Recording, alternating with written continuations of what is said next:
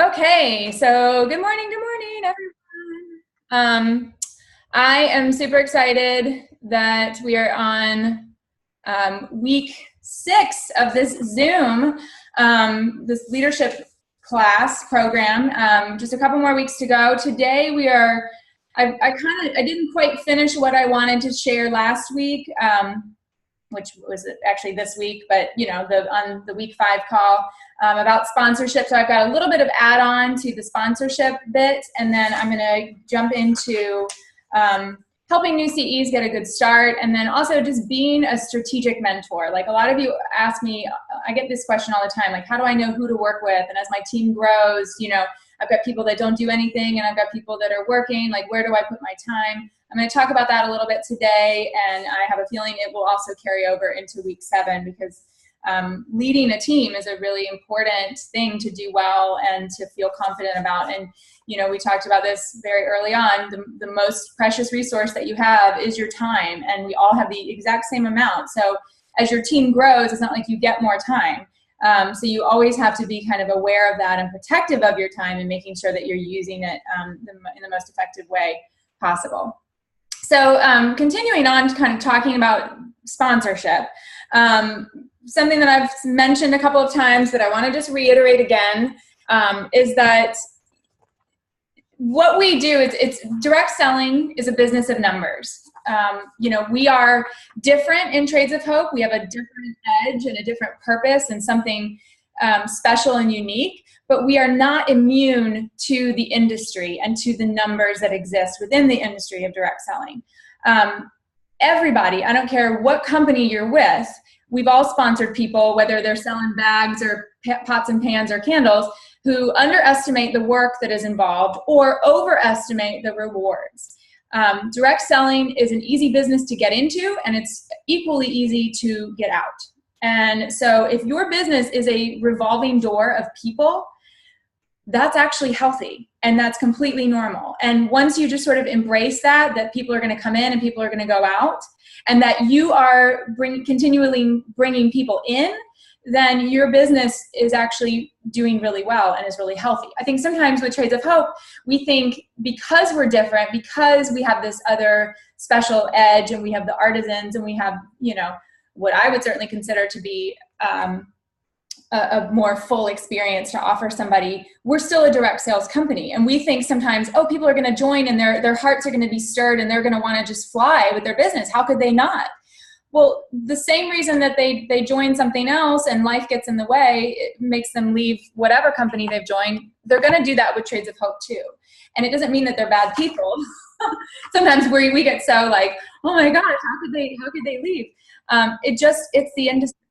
And that's completely okay. The only security that you actually have is the numbers themselves. And if you are introducing a steady flow of new women into your organization, into your business, then you will have a strong, sustainable business for yourself. And you'll also be creating one for the artisans, which, that's the edge. That's the mission that we're on. So a couple of tips specifically related to sponsorship that I want to give you this morning. The first tip is make sure that you're giving equal time to sponsorship. We talk about how your business is really 4 things: booking, selling, sponsoring, and continuing education. Well, those 4 things are pretty equally important. And so if you're spending all your time, if you spend an entire week and every day when you touch your business, it's only focused on booking and sales, then that's where you're going to see results. Booking and sales are important, but if you're not putting any time or emphasis on sponsorship, or like this would be a continuing education thing, so you're committing some time here. But if you're not putting any time on sponsorship, or you've put it at the bottom of the list every single week, it's like the last thing you get to, then guess what? Your team's not going to grow. You're not going to sponsor. I mean, it's just that simple. Where you focus is where your results will happen. We've talked about eating your frog first, and if sponsorship is your frog, like if it's the activity on your to-do list that you're like, I'm gonna put that down. I mean, I'll sponsor tomorrow. I'll do follow-up calls tomorrow. I'll schedule that opportunity chat tomorrow. Then eat your frog first. Take the advice that we've already discussed and tackle that thing first. Make sponsorship a daily activity for your business. And if it's not, and you're not sponsoring, there's a connection there. It's not, it's not an accident that you're not sponsoring if you're not putting focus on sponsoring activities.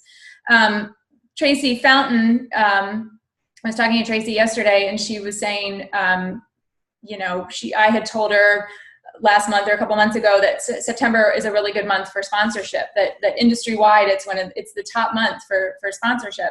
And so she just kind of told herself that September was going to be a really good month for her, sponsorship-wise. Well, if you've noticed, Tracy's at the top of the sponsor board right now with 5 new compassionate entrepreneurs for this month.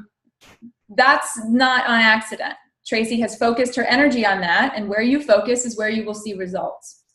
The same is true for party presentations, or whether they're online or in a living room or even on a Facebook event. If you're not posting about sponsorship, you're not talking about sponsorship in a Facebook event, you're not talking about sponsorship at your parties, you're not going to sponsor as much. So don't gloss over it. That's what I used to do because it was my frog and it was something I was uncomfortable talking about when I first started my business. So at party presentations, I barely even mentioned it. I might have coughed and said, you can talk to me about sponsorship. Yeah, there's an opportunity. I didn't even give them that much. And I wasn't sponsoring at the beginning. The first 9 months of my business, I didn't really sponsor anybody. So, again, where you focus your attention, where you focus your activity is where you will see results.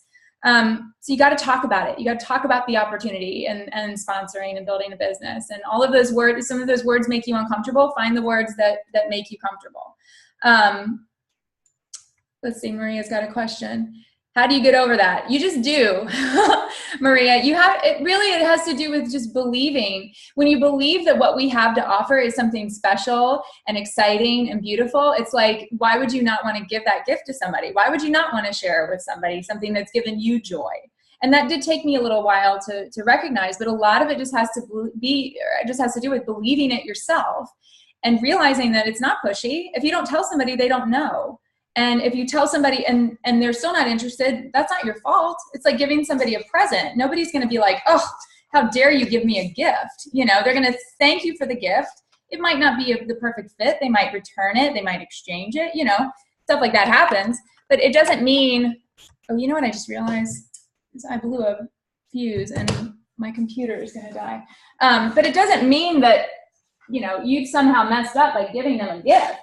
Hold on. Electrical difficulties. Hold on, real quick.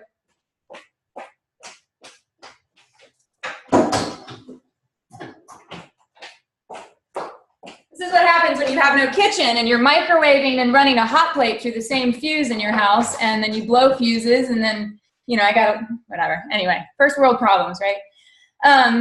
So yeah, Maria, we can continue that line of conversation, but that if you recognize that that's a struggle, that's a huge step in the right direction, is recognizing, oh, this is where I'm having a hard time, because it was where I was having a hard time too. You always want to be creating sparks in people, and a lot of that has to do with the energy that you're putting out. Everybody has a fire inside of them, right? Everybody has something inside of them that, maybe it's not a real bright fire, maybe it's just something that gets them through the day, but we've all got a little bit of something going on. But we want to ignite people's fires. We want to make people excited about what we're doing. And we want people to think, ooh, I could do that, or I'd love to do something like that, or that looks like my dream job, or I want to do what she's doing. I've talked about that a little bit last week, but that's a huge part of it, is that energy that you bring and that spark that you use to ignite people's fires, whether it's with your social media posting or what you do in online parties, or definitely what you do at home parties. You got to think about igniting people's fire and passion. And a lot of that, if you're struggling with that, go back to what ignited your fire initially. Why did you become a compassion entrepreneur? What was it that was exciting to you? That's why I've changed the legacy event to have that very first post be, why are you here, basically? What drew you to Trades of Hope? For me, it was a cute pair of earrings and empowering women out of poverty. That was enough for me. Sign me up. I don't even know what this is, but I want to do it. I was ignited. And we want to do that for other people. Another thing to look for and when you're talking to people is figuring out what people's gap is. So everybody has a gap. And a gap is, so you're not driven by what you have, right? What drives you is the gap between what you have and what you want. for everybody, there's a gap. Sometimes the gap's really small, sometimes it's really big, but everybody's got one. Everybody's got something that they're driven to get to. And when you understand what people's gaps are, it can also help you fill that need with potentially trades of hope. To discover people's gaps, you got to ask interesting questions. And this goes back to being at parties or even creating posts that engage people better in Facebook parties. If you ask somebody, if you had $1,000 in your pocket right now, what would you do with it? If you could make one personal wish or one family dream come true, what would it be? Asking people things like that starts to spark fires, starts to get people thinking about possibilities, and starts to help people recognize their gaps.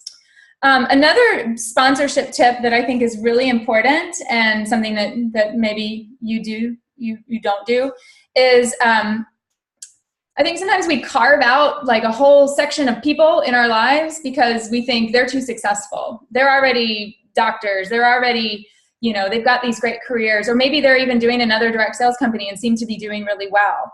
Don't shy away from somebody because you think they're too successful. And I was really honored and thankful the other day when one of my girlfriends asked me about joining Rodan & Fields. I haven't been asked to join another direct sales company in a really long time. And I think people just don't ask me because they think that all I do is Trades of Hope.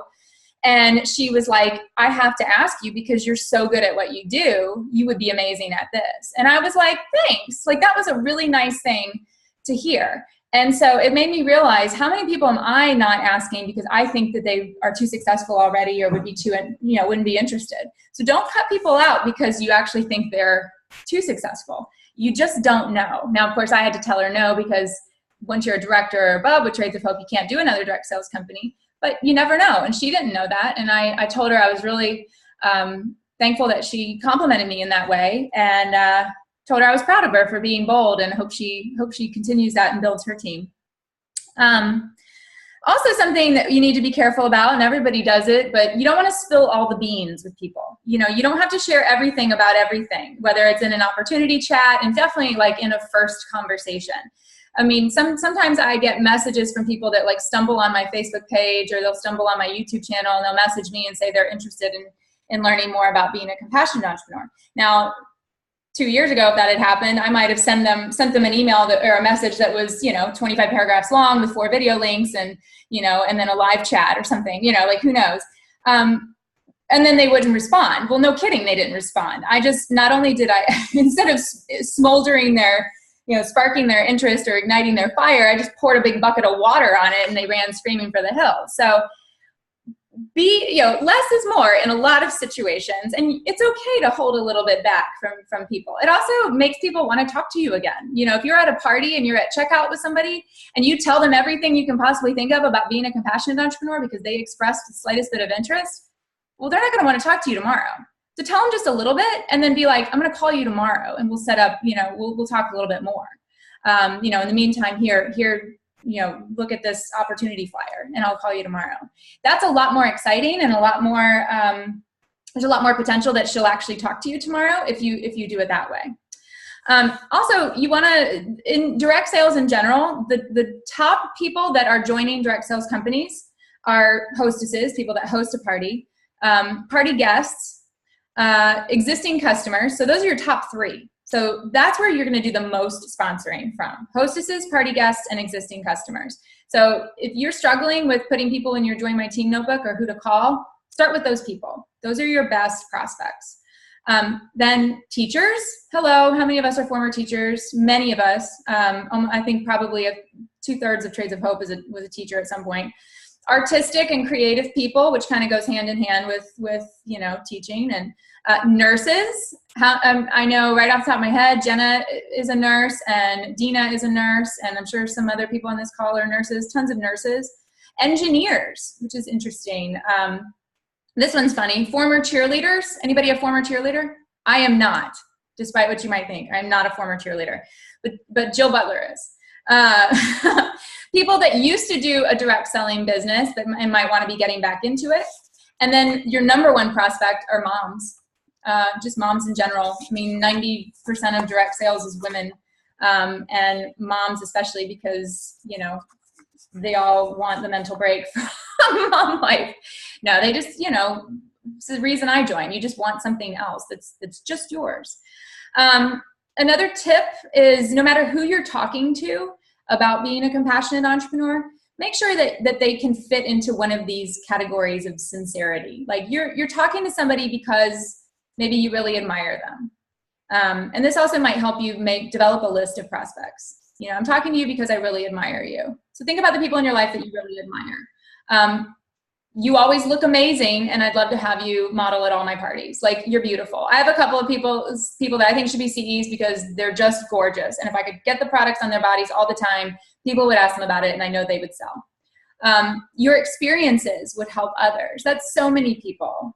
You know, you think about like people in your church or people that you know do tons of mission work or do human trafficking task forces and things like that. You know, it's like, those experiences could help our artisans. I want to talk to you about being a compassionate entrepreneur.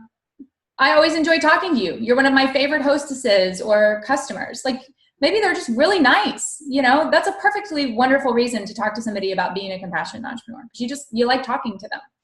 A hostess who had an amazing party. Your party was amazing and your friends are awesome. Like, I've said that to many hostesses.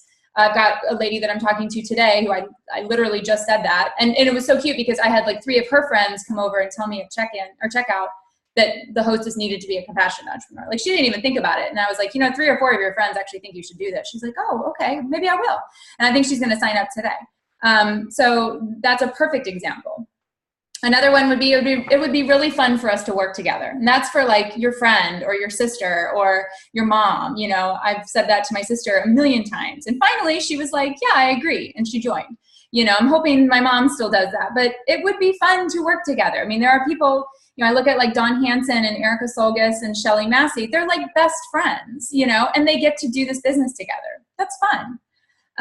You know, coming from a place of genuine, sincere compliments is just so important. And saying things to people like, I would love to work with you. You're exactly what I've been looking for. You'd be so fun to work with. We're really fun and you would fit in. You know, saying these things to people, you know, your party was the best one I've had this month or this year. That goes a long way for encouraging people to think about what you're doing and wanting to be a part of Trades of Hope. Now, this was a huge one, and this was a really big moment for me, and it might be something, it's certainly something that I've done in the past, and it might be something that you do. When you hear an objection, like when somebody's like, I don't really see myself as a salesperson, how many of you would be like, oh, you'd be great? Like, I've done that before. Like, oh, no, you could sell anything. You can do that. What you've basically done is ignore the fact that they have a fear or a concern, and you've just like glossed over it. And that's not cool. So when somebody says, I don't see myself as a salesperson, you want to actually agree with them. Yeah, you don't really come across as a salesperson, but you're incredibly genuine and sincere, which will take you a lot further in this business than being salesy. You know, acknowledge people's concerns. You know, when people say that they're busy or they've got 4 kids or they've got, you know, a full-time job, don't be like, yeah, but you can, you know, you can figure it out or it'll be fine. You know, don't do that. Don't do that to people. Acknowledge their concerns. And that's a much better approach than trying to like wave it away. And when someone says no, and I've done this too, so don't say, well, I'll be here if you ever change your mind.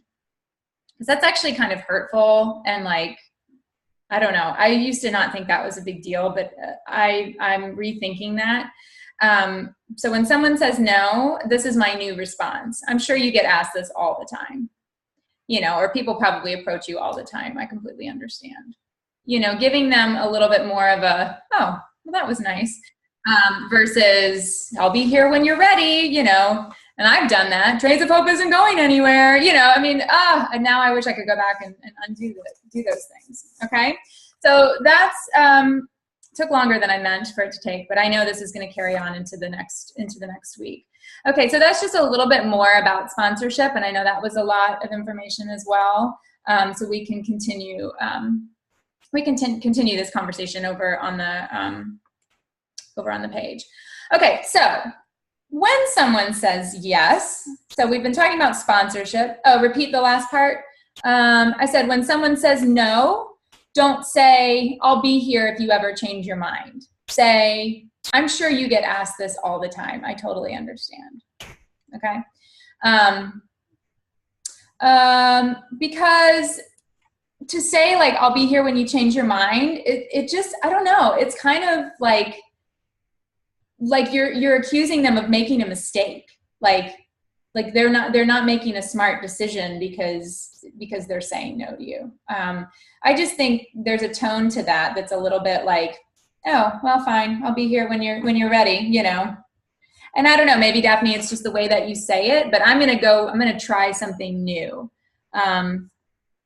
Oh, what's that mean? Like, I'm sure people ask you to join their direct sales company all the time because you're so talented, or you're so smart, or you're so beautiful, or you have so many great connections, or you're such a, you know, great networker. Yeah, I mean, does that make more sense? Okay. Okay, so let's say people say yes. Let's say you start sponsoring people. That's awesome. Super exciting. I still get, you know, bubbles in my stomach when I get that email, somebody has joined your team, or whatever the email says, a new compassionate entrepreneur has signed up with you, which is awesome. It's a great feeling when somebody joins your team. But I will tell you, you know, having now sponsored people for a while and sponsored lots of people, I have shifted and changed in the way that I approach new compassionate entrepreneurs. And, you know, I think as evidenced by, I just happen to have this handy, as evidenced by this award that I got this year of being a top leader, I've changed. And I'm really proud of that achievement, probably more proud of that than anything I've ever done with Trades of Hope, because I recognize the value in helping a new person become qualified and get that strong start. What I used to do, and maybe this is you, I used to totally bombard new CEs with way too much information, a long email, tons of links, on and on and on and on and on. And I probably froze them, overwhelmed them, scared them half out of their minds, and made them freak out. And that's why they never did anything. Shocker. When Holly put out the Unlock Her Freedom Challenge the first time, and at Inspire, only 3 people had achieved it, I was really upset with myself. I was really upset that I had not changed what I was doing, modified my process, modified my practices, because I thought, if I can't get 5 people to be qualified, there's something wrong with the number of people that I was still, you know, I sponsor regularly. How am I not getting people qualified? What am I doing wrong? So that was when I really decided I had to change. And if you aren't willing to change and grow, you'll never succeed in this business. I have changed so many times and evolved so many practices and mindsets, and you know, that you've got to look at what you're doing. And if something is not going the way that you want it to go, then you have to change. There's just no other way to succeed. So I started to reflect on how I started as a brand new compassionate entrepreneur and why it was maybe different. You know, I was actually treating new CEs in a completely different way than I was treated. And I'm like, well, why am I doing that? You know, just because I have more knowledge and more resources, and I'm an active sponsor versus my sponsor who really wasn't actively sponsoring. I was the only person that she pretty much ever sponsored. So when I started, I got nothing, and there wasn't really anything to give. I mean, the back office was like 5 links, and we didn't have training calls, and there was no app for sure. There was barely a Smart Start program. I mean, the Smart Start program was you got a $100 coupon if you sold $1,000 in your first 60 days. Like, that was it. It was just that coupon. There was no giving. There was no anything. And yet I built a business and did okay. And so I was like, once again, less is more. There's that lesson. Like, you just have to give people space, I realized. And so when I sponsored Tracy Warren in January, she's taught me a lot. I don't know if she's on the call, but she'll watch this eventually. She's taught me a lot because she had so much experience from another company coming into this. But one of the things that really struck me was she was complimenting our startup. And she was like, it's such an easy startup. Hold on, there's somebody ringing my doorbell.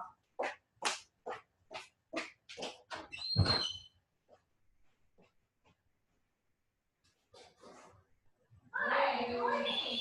Good, how are you? You plumbing or electricity? Okay, well, that's the electrician. Let me come on in. Yeah, let me see what Colin is. Did you guys talk already? The contract?